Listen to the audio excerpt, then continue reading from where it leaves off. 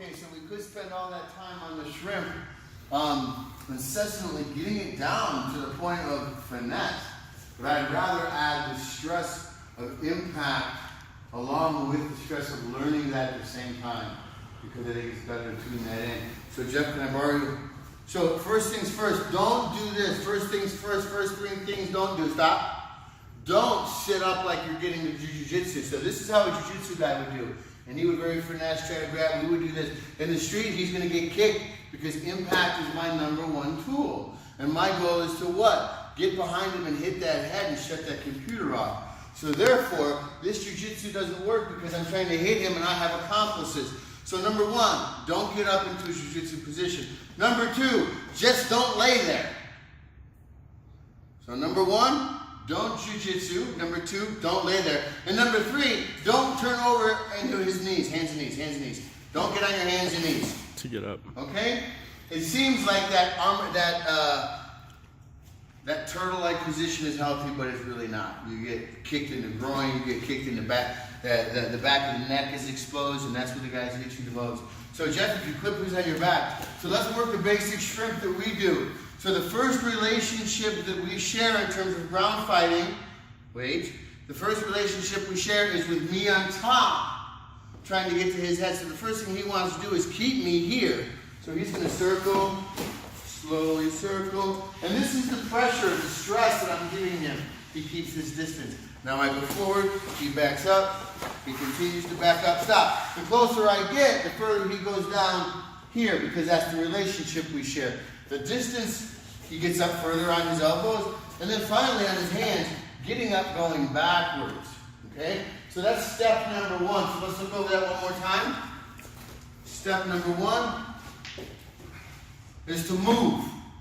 So stand up, Jeff, one more time. Let's do the movement standing up like that drill. So he's not going to do anything. Let's walk.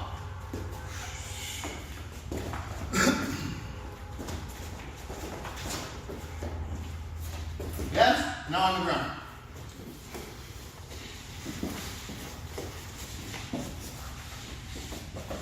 Back it up, back it up. There you go. Yeah, there you go. There you go. There you go. Okay. All right, so let's play that. Let's move around. Let's do that one more round. Let's go. Okay, guys.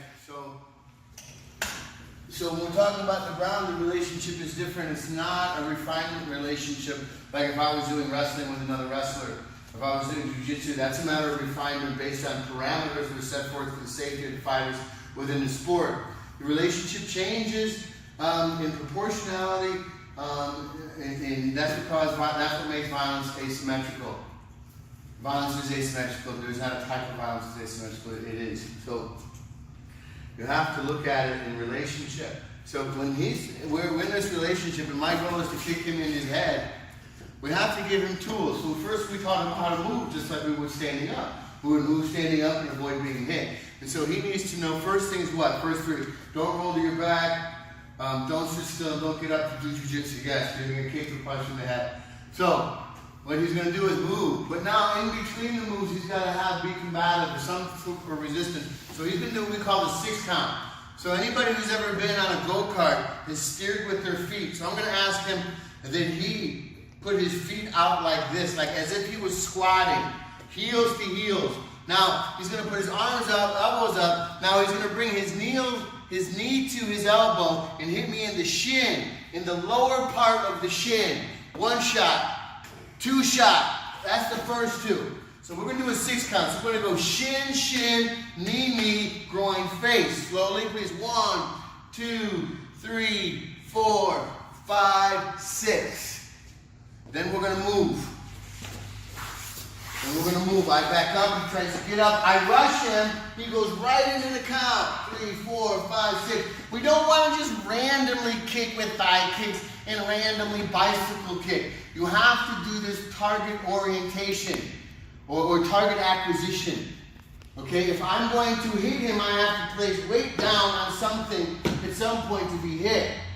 And I need him to move, to be responsive, to keep me in the guard, and still fire shots off. This isn't jiu-jitsu. My ability, go, hold his hand while this is happening, groin face, groin, and it's very difficult with shoes.